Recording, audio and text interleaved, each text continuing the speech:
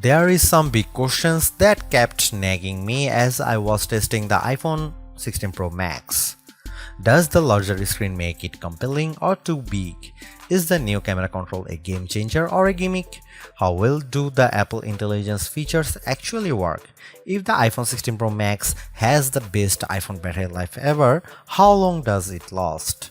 After testing this flagship phone for several days, I'd say that it is indeed a handful, and while I am encouraged by some of the Apple Intelligence features I tested in a beta that's arriving next month, more AI capabilities will be coming later.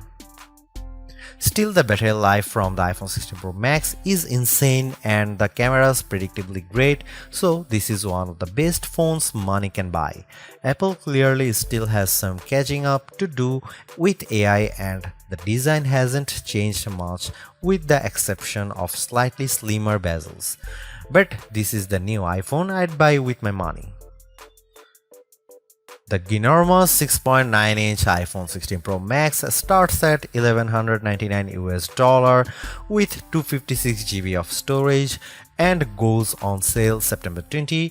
You can upgrade to 512 GB for $200 more, and another $200 will get you 1 TB. I have been a Pro Max user for years, since the iPhone 11 Pro Max, but after testing the new iPhones, I'm actually torn about the iPhone 16 Pro Max. It has the largest display ever of any iPhone at 6.9 inches. Yes, the thinner bezels help keep the device somewhat compact, but it is still taller, wider and heavier than the iPhone 15 Pro Max, which I thought was the near perfect size and weight for a big screen phone. I have gone from feeling like I cheated the system to feeling slightly cheated. This might be an unpopular opinion, but I think the new Pro Max is a little too big, at least for my hands. It's more of a stretch now to do simple things like scrolling through web pages or TikTok, and once you put a case on your iPhone 16 Pro Max, it's like a mini tank. The good news is that the Pro Max is built to be more durable. In addition to having a titanium band, Apple claims that the improved ceramic shield display on this model is 50% tougher than the last generation. We can't drop these units, but on paper it's encouraging. The iPhone 16 Pro Max comes in 4 colors: titanium white, titanium black, natural titanium, and desert titanium. Our iPhone 16 Pro came in the natural, which looks fairly modern, but I prefer the desert color as it pops more. The iPhone 16 Pro Max gets a bunch of camera upgrades, starting with a new 48 megapixel fusion camera for the main shooter that's designed to read data faster. The result should be zero shutter lag and faster focus. I took some shots of people passing by on scooters and moving taxis at the same time on the iPhone 16 Pro Max and iPhone 15 Pro Max, and the new iPhone was indeed faster. The results were not necessarily sharper too, as you can see in this side-by-side comparison. Here are some camera samples of iPhone 16 Pro Max.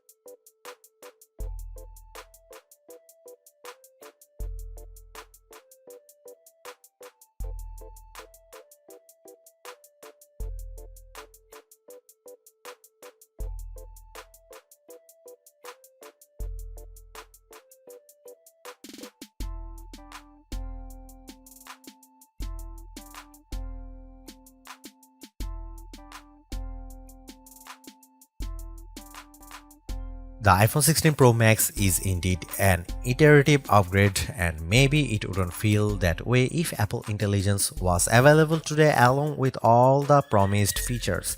Instead, it's going to trickle out over time, so I would not to be in a rush to upgrade.